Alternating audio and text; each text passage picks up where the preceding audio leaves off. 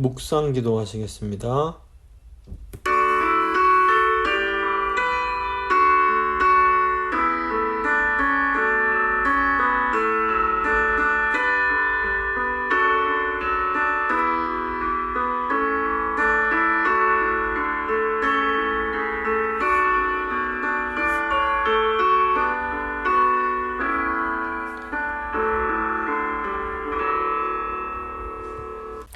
사도신경 고백합니다.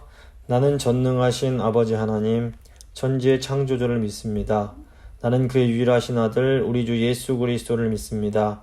그는 성령으로 잉태되어 동정녀 마리아에게서 나시고 본디오 빌라도에게 고난을 받아 십자가에 못 박혀 죽으시고 장사된 지 사흘 만에 죽은 자 가운데서 다시 살아나셨으며 하늘에 오르시어 전능하신 아버지 하나님 우편에 앉아 계시다가 거기로부터 살아있는 자와 죽은 자를 심판하러 오십니다.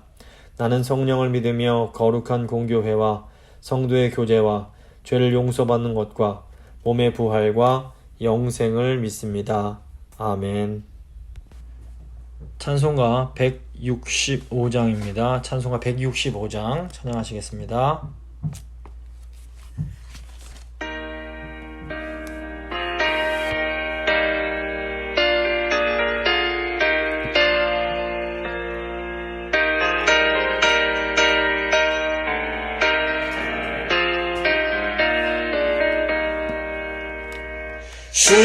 주님께 영광 다시 사신 주 사망 권세 모두 이기시었네. 흰 옷 입은 천사 돌을 옮겼고 놓으셨던 곳은 비어 있었네. 주님께 영광 다시 사신 주 사망 권세 모두 이기시었네. 부활의 주님 나타나시사 두려움과 의심 물리치셨네. 주의 교회 기뻐 찬송하여라. 다시 사신 주님 죽음 이겼네. 주님께 영광 다시 사신 주 사망 권세 모두 이기시었네. 생명의 임금 영광의 주님 주님 없는 삶은 헛될 뿐이라. 주의 사랑으로 세상 이기고 요단 건너 본향 가게 하소서. 주님께 영광 다시 사신 주 사망 권세 모두 이기시었네.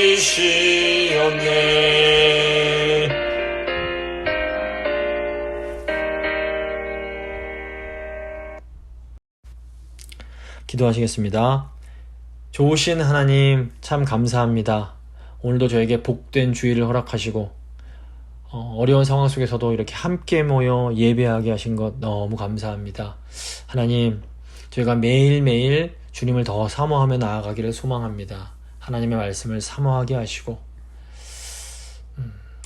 주님께서 말씀하시는 것은 비록 힘들지라도 하나님의 그 선하심을 기억하면서 순종하며 나아가는 저희가 될 수 있도록, 그래서 주님께서 가라고 하시는 그 니느웨에 거부하지 않고 갈 수 있도록 저희를 붙들어 주시옵소서.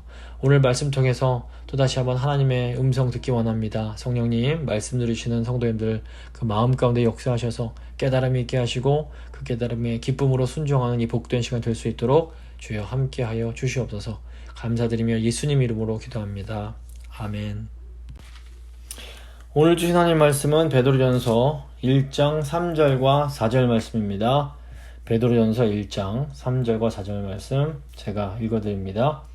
우리 주 예수 그리스도의 아버지 하나님을 찬송하리로다. 그의 많으신 긍휼대로 예수 그리스도를 죽은 자 가운데서 부활하게 하심으로 말미암아 우리를 거듭나게 하사 산 소망이 있게 하시며 썩지 않고 더럽지 않고 쇠하지 아니하는 유업을 잊게 하시나니 곧 너희를 위하여 하늘에 간직하신 것이라. 아멘. 오늘은 하이델베르크 교리문답 45문에 대한 내용입니다. 하이델베르크 교리문답 중에서 저희가 이제 사도신경에 대한 내용을 살피고 있고, 또 사도신경 중에서도 삼위일체 하나님의 내용, 그 신앙 고백 중에서 특별히 이제 성자 예수 그리스도에 대한 신앙 고백의 내용을 저희가 다루고 있습니다. 그 사도신경에 나오는 그리스도에 대한 믿음의 고백은 크게 두 부분으로 되어 있는데, 한 부분은 예수 그리스도의 인격에 대한 것이고 다른 한 부분은 예수 그리스도의 사역에 대한 것입니다. 예수 그리스도의 인격은 예수님이 누구신가에 대한 내용이고, 예수 그리스도의 사역은 예수님께서 우리를 위해서 어떤 일을 하셨는가에 대한 내용입니다.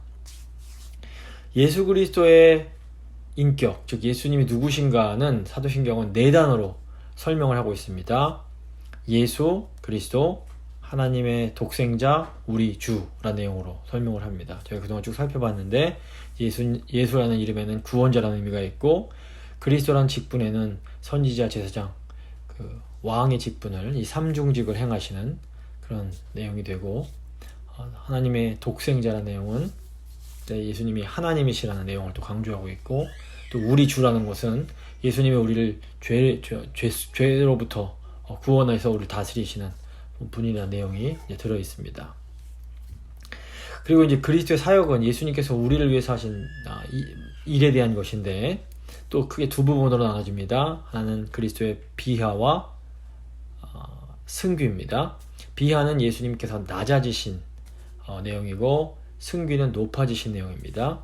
그래서 이제 그동안 쭉 저희가 비하를 살펴봤는데, 성육신, 즉 이 땅에 태어나심, 인간으로 태어나심, 그리고 고난받으심, 십자가에서 죽으심, 그리고 장사되심, 그리고 음부로 내려가심이 예수님의 그 비하의 내용이었습니다. 이제 오늘 부활부터는 이제 승귀, 예수님의 높아지심에 대한 내용인데, 부활, 승천, 보호자 우편에 앉으심, 심판하심에 대한 내용입니다. 그래서 이 비하와 승귀는 예수님의 신분이라고 표현하기도 합니다. 예수님은 언제나 우리를 구원하시는 선지자, 제사장, 왕의 직분을 가진 그리스도이십니다. 하지만 이 땅에 계실 때에 예수님은 높은 신분이 아니라 낮은 신분으로 이 직분을 행하셨습니다. 그런데 이제 오늘 다루게 될 이 부활은 아주 극적으로 예수 그리스도의 신분이 변화되는 그런 사건이라고 할 수 있습니다. 부활을 통해서 예수님의 낮아지심,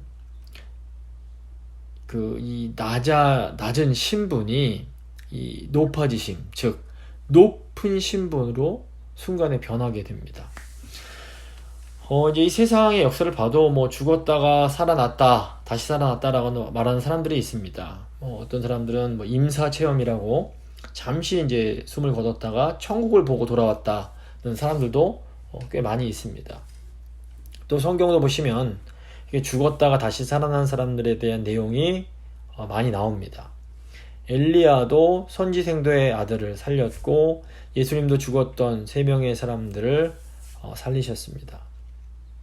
또 특별히 이 중에서 죽었던 나사로가 살아나는 일은 아주 유명합니다. 예수님께서 십자가에서 죽으실 때에 수많은 사람들이 이제 무덤에서 다시 일어나는 일들도 복음서에는 기록되어 있습니다. 그런데 이제 이런 사람들은 어느 순간 좀 살아났지만 결국엔 다시 이제 죽게 됩니다. 나사로도 다시 죽었고 야이로의 딸도 다시 죽게 됩니다. 이렇게 다시 죽을 몸으로 살아나는 것을 예수님의 부활과 구별하기 위해서 소생이란 표현을 사용하기도 합니다. 그래서 이런 사람들이 죽었다가 다시 살아나는 것은 굉장히 신비한 기적은 사실입니다. 하지만 이런 죽음들은 정작 우리에게는 큰 유익이 있을 수 없습니다. 물론 놀라운 기적이다 하고 우리가 놀랄 수는 있겠지만 이런 이제 사람들의 다시 살아남은 우리 신앙과 우리 삶에 큰 어떤 변화를 주지 못합니다. 하지만 예수님의 부활은 이런 것들과는 전혀 다릅니다. 우리가 예수 그리스도의 부활에서 소망을 가질 수 있는 것은 예수님의 부활이 우리에게 궁극적인 유익을 주기 때문입니다. 그래서 하이델베르크 교리문답은 예수 그리스도의 부활이 우리에게 주는 궁극적 유익이 무엇인지를 이제 설명하고 있습니다. 45분입니다. 그리스도의 부활은 우리에게 어떤 유익을 줍니까? 답입니다. 첫째, 그는 자신의 죽음으로 우리를 위해 획득하신 그 의로움에 우리를 참여시키려고 자신의 부활로 죽음을 정복하셨습니다. 하이델베르크는 그 예수 그리스도의 부활이 우리에게 주는 그 유익을 세 가지로 설명하는데, 일단 그 부활의 역사적 의미는 그리스도께서 죽음을 이기셨다는 것이고, 또 부활의 현재적 의미는 우리를 이 의에 참여시켜 주신다라는 것입니다. 교리문답은 부활의 유익을 다룰 때 먼저 이 부활이 과거에 정말로 일어났던 일이라는 것을 굉장히 강조합니다. 이것을 먼저 강조한 후에 부활이 오늘 우리에게 미치는 유익을 설명하려고 합니다. 그래서 먼저 우리가 예수님께서 실제로 부활하셨다라는 것을 분명히 기억할 필요가 있습니다. 예수님의 부활을 믿지 못하는 사람들이 예수님의 부활을 어떻게 좀 이제 인간적으로 설명해 보기 위해서 수없이 많은 어떤 이견들을 만들어냈습니다. 마태복음 28장을 보시면 예수님 당시 대제사장들과 바리새인들이 예수님의 무덤을 지키던 군인들을 돈으로 매수해서 예수님의 그 죽었던 시체가 사라진 것이 그 예수님의 시체를 제자들이 훔쳐간 것이다 라는 이런 유언 비어를 퍼뜨리게 했습니다. 이렇게 이제 예수님의 무덤이 비어 있는 것이 도둑질에 의한 것이다 라고 이제 설명하는 것을 도적설이라고 부릅니다. 특별히 또 이제 과거에는 켈수스라는 이방 철학자가 이 대표적으로 이 도적설을 지지했습니다. 또 어떤 사람들은 예수님께서 실제로 돌아가신 것이 아니라 잠시 기절하셨다가 무덤에서 다시 일어나신 것일 뿐이다 라는 이런 기절설을 주장하기도 합니다.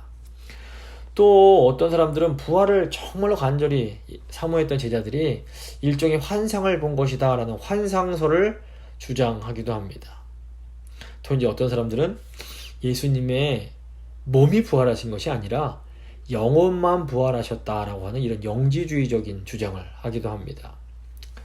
이제 이게 쭉 그동안 있어오던 주장들인데, 이제 계명주의 이후에 그 과학과 이성을 중시하는 이제 사람들이 인간이 죽었다가 다시 사는 것은 불가능하다라고 딱 전제를 내리고 예수님의 부활의 의미를 재해석하기도 했습니다. 예를 들어서 원수를 사랑하라 라는 것과 같은 예수님의 교훈이 교회 공동체 안에 새롭게 영향을 미치게 되어서 사람들이 그 가르침을 따르게 되었다는 것이 실질적인 부활의 의미라는 겁니다. 그러니까 예수님의 가르침이 교회의 삶으로 부활했다. 이 부활은 실제로 예수님 몸이 살아난 것이 아니라 어떤 상징적인 단어다.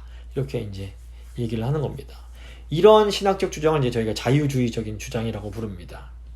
신학적 자유주의자들은 2000년 전에 예수님이 부활하신 것을 믿는 게 우리에게 무슨 유익이 있겠는가? 차라리 예수님의 가르침대로 사는 것이 훨씬 더 좋지 않겠는가? 라고 주장을 합니다. 어떻게 보면 이런 자유주의적인 주장이 그럴듯하게 들리기도 합니다. 하지만 이런 주장에 가장 큰 문제가 있습니다. 그게 무엇인가 하면 사망을 이기는 생명의 종교인 기독교를 이 땅에서 착한 삶을 사는 윤리적 종교로 전락시켜버리는 겁니다. 그럴듯하게 들리지만 기독교에 담겨있는 가장 중요한 이 생명의 진리를 잃어버리게 되는 겁니다.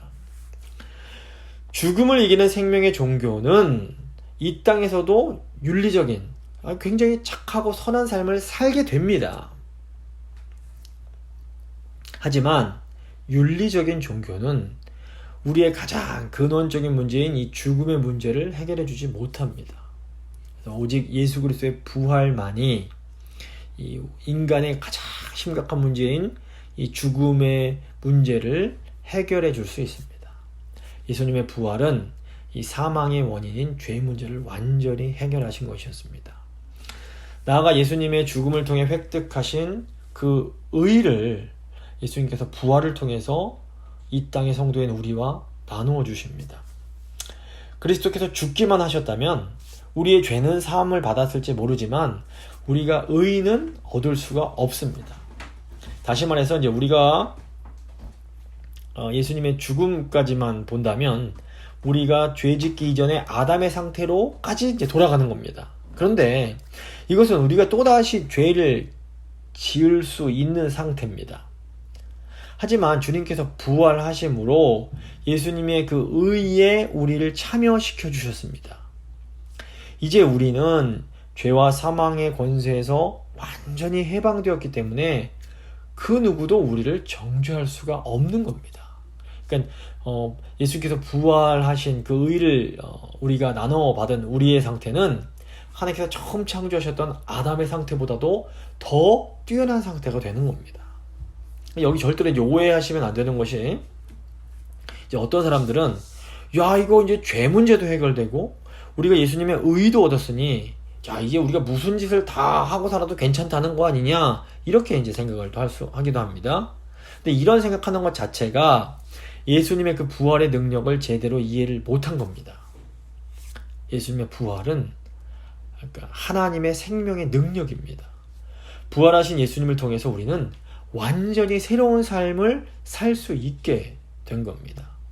이제 이 내용을 이제 하이델베르크 교리문답이 이제 두 번째 내용으로 제시합니다. 둘째, 우리 역시 그의 권능에 의하여 새로운 생명으로 일으킴을 받습니다. 부활은 단지 2000년 전에 있었던 역사적 사건이나 또는 우리 종말에 있을 미래의 사건만을 의미하는 것이 아닙니다. 과거의 부활이 오늘 우리에게 의미가 있는 것은 부활하신 주님께서 능력으로 역사하시기 때문입니다. 이때 이 능력이 무엇일까요? 예수님께서 이 땅 계실 때에 병도 고쳐주시고 폭풍을 잔잔하게도 만드시고 수많은 무리를 먹이기도 하시고 더러운 귀신들을 내어 쫓기도 하셨습니다. 그리고 또 오늘날에도 그런 능력을 행하는 사람들이 있습니다. 소위 이제 치유 사역을 한다는 분들이 사람들이 많은 관심을 받습니다. 하지만 이제 그런 눈에 보이는 어떤 그런 치유는 꼭 기독교에만 일어나는 것은 아닙니다. 불교나 이슬람교, 힌두교 또는 어떤 무당들도 그런 기적들을 행할 수 있습니다. 그렇다면 부활하신 예수님만이 행하실 수 있는 능력은 무엇일까요? 그것은 성도에게 새 생명을 주시는 겁니다. 하나님을 모르고 하나님을 조롱하고 대적하던 사람들이 예수님을 믿고 새 생명을 얻는 것, 마음이 완전히 바뀌게 되는 것, 이것이야말로 정말로 기적 중에 기적인 겁니다. 다른 사람은 몰라도 저 인간은 절대 안 돼, 절대 불가능해 라고 낙인 찍혔던 사람이 예수님을 믿고 나면 새로운 삶을, 완전히 새로운 삶을 살 수 있게 되는 겁니다. 이런 일이 가능한 것은 부활하신 주님께서 오늘도 능력으로 성령을 통해 자기 백성에게 새 생명을 주시고 부활의 능력을 얻게 하시기 때문입니다. 그러니까 예수 그리스도의 부활은 우리의 매일의 삶과 아주 밀접한 관련이 있습니다. 많은 사람들이 아무 생각 없이 자기 유익을 따라 자기 소견에 옳은 대로 살아갑니다. 하지만 이것은 사망의 길을 가는 겁니다. 신앙생활을 내가 좀 제대로 해봐야겠다, 이런 결심만으로는 우리 죄의 문제가 해결되지 않습니다. 맨날 결심하지만 또 맨날 넘어지는 게 우리의 모습입니다. 오직 하나님의 능력만이 우리를 새 생명 안에서 살 수 있게 합니다. 철저하게 주님의 능력에 우리 자신을 의지할 때에만 우리는 진정으로 거듭난 삶을 살아갈 수가 있게 됩니다. 인간의 어떤 합리적이고 이성적인 사고로는 이 부활이 주는 유익을 제대로 이해하지 못합니다. 이 부활의 참된 유익을 이해하려면 성령의 가르침을 믿는 이 믿음이 필요합니다. 마지막으로 교리문답은 부활의 세 번째 유익이 무엇인지를 우리에게 설명해 줍니다. 마지막으로 그리스도의 부활은 우리의 복된 부활에 대한 분명한 보증입니다. 예수 그리스도의 부활이 다른 인간들의 소생과 다른 점은 이 부활이 썩지 않을 몸을 입은 영광스러운 부활이었기 때문입니다. 마찬가지로 우리의 부활이 영광스러운 이유는 주님처럼 다시 죽지 않을 영원한 몸을 입은 부활이기 때문입니다. 이제 우리의 몸은 철저하게 신령한 몸, 즉 성령으로 충만한 몸이 될 것입니다. 고린도전서 15장 43절과 44절을 보시면 욕된 것으로 심고 영광스러운 것으로 다시 살아나며 약한 것으로 심고 강한 것으로 다시 살아나며 육의 몸으로 심고 신령한 몸으로 다시 살아나니 육의 몸이 있은즉 또 영의 몸도 있느니라. 우리가 이전에는 아담처럼 흙에 속한 형상대로 창조함을 받았습니다. 하지만 부활의 때에 우리는 옛사람이 죽고 새 생명을 얻었기 때문에 부활 때에 하늘에서 오신 예수 그리스도의 형상을 입게 되는 겁니다. 고린도전서 15장 49절 보시면 우리가 흙에 속한 자의 형상을 입은 것 같이 또한 하늘에 속한 이의 형상을 입으리라. 하이델베르크 교리문답 보시면 보증이라는 단어가 나옵니다. 저희가 어떤 물건을 살 때 보증금을 내면 그 물건 값을 다 치르지 않고도 마치 이게 내 물건처럼 사용을 할 수가 있게 됩니다. 이처럼 예수 그리스도의 부활도 우리 영광스러운 부활에 대한 보증이 됩니다. 예수님의 부활은 잠자는 자들의 첫 열매가 되십니다. 고린도전서 15장 20절 보시면 그러나 이제 그리스도께서 죽은 자 가운데서 다시 살아나사 잠자는 자들의 첫 열매가 되셨도다. 사람들은 이 처음 열매가 열리는 것을 보고 야 이제 다른 열매들도 열리겠구나 이것을 알 수가 있게 됩니다. 첫 열매가 없으면 그 나무에 어떤 문제가 있는 겁니다. 그래서 예수님께서 예루살렘에 들어가셨을 때 열매가 없는 무화과 나무를 저주하신 것이 바로 이 때문에 그렇습니다. 예수 그리스도께서는 부활하신 후에 성령을 주셨고 그 결과 우리 몸은 하나님께서 거하시는 성전이 됩니다. 이 성령께서는 이제 어떤 일이 있어도 우리를 결코 떠나지 않으십니다. 그래서 우리는 예수 그리스도로 말미암아 우리 안에 있는 성령을 통해 부활의 기쁨을 미리 맛보고 있는 겁니다. 우리의 영광스러운 부활은 미래에 있을 일이지만 그렇다고 미래의 일만은 아닙니다. 과거에 있었던 그리스도의 부활 그리고 현재 지금 우리 안에 계신 성령님의 내주를 통해 우리는 미래에 있을 그 영광스러운 부활을 바로 지금부터 누리고 즐길 수가 있는 겁니다. 말씀을 마무리 짓겠습니다. 예수 그리스도의 부활이 주는 세 가지 유익을 저희가 오늘 살펴봤습니다.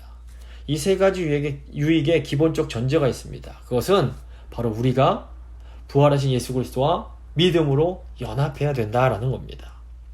이 신비로운 연합은 참된 믿음을 통해서 이루어지고 그 외적인 은혜의 수단인 세례를 통해서 확증이 됩니다. 그래서 세례가 굉장히 중요한 의미가 있습니다. 그리고 또한 성찬을 통해서 우리가 이 연합을 경험을 하게 되는 겁니다. 그래서 이것을 통해서 우리는 예수 그리스도께서 이루신 모든 영적인 유익을 받아 누리게 됩니다. 이제 정말 우리가 우리에게 해야 될 중요한 질문은 무엇인가 하면 내가 과연 이 예수 그리스도의 부활에 대한 온전한 믿음을 통해서 이 부활의 유익을 매일 삶 속에서 누리고 있는가 하는 겁니다. 결국 모든 것이 믿음으로 됩니다.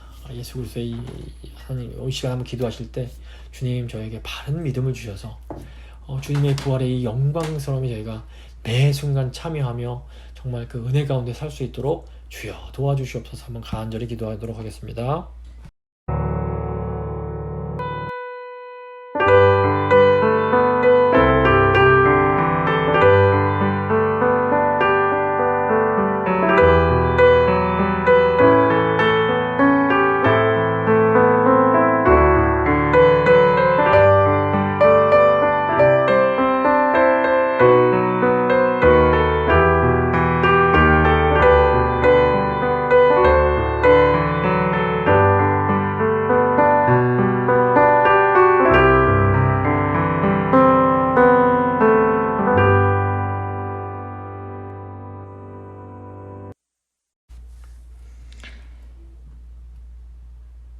영광 가운데 부활하신 우리 주님을 찬양합니다. 하나님 감사합니다. 예수님께서 부활하심으로 저희가 그 놀라운 능력을 매일매일 경험하며 살 수 있게 되었습니다. 주님, 저희가 이 예수님의 이 놀라운 부활의 능력을 경험하려면 늘 믿음으로 우리 예수님과 연합해야만 함을 기억합니다. 주님, 저에게 참된 믿음을 주셔서 늘 예수 그리스도와 연합함으로 죽음을 이기신 그 놀라운 능력을 저희 매일매일의 삶에서 경험하며 살아갈 수 있도록 주여 저희를 붙들어 주시옵소서. 저희 성도님들 한 분 한 분 참된 믿음 안에서 부활의 능력 가운데 정말 기쁜 소망을 가지고 사실 수 있도록 주여 늘 함께하여 주시옵소서. 감사드리며 귀하신 우리 주 예수 그리스도의 이름으로 기도합니다. 아멘. 찬송가 170장입니다. 찬송가 170장 찬양하겠습니다.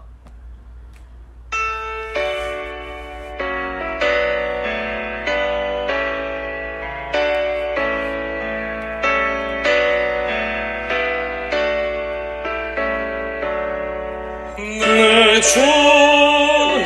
주님은 살아계셔 날 지켜주시니 그 큰 사랑 인하여서 나 자유 얻었네.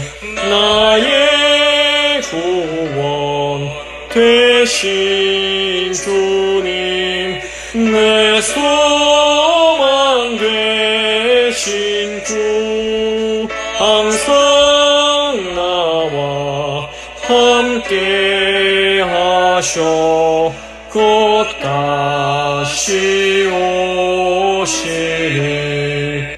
나를 거룩하게 하려 주 나를 부르니 주의 뜸에 내게 넘쳐 주 뜻을 이루리. 굳센 믿음 나 가지고 주 말씀 따르며 주님 다시 강림할 때 날 영접하시리.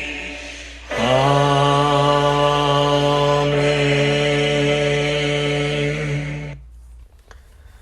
주님 가르쳐 주신 기도로 예배 마치도록 하겠습니다. 하늘에 계신 우리 아버지, 아버지의 이름을 거룩하게 하시며 아버지의 나라가 오게 하시며 아버지의 뜻이 하늘에서와 같이 땅에서도 이루어지게 하소서. 오늘 우리에게 일용할 양식을 주시고 우리가 우리에게 잘못한 사람을 용서해 준 것 같이 우리 죄를 용서하여 주시고 우리를 시험에 빠지지 않게 하시고 악에서 구하소서. 나라와 권능과 영광이 영원히 아버지의 것입니다.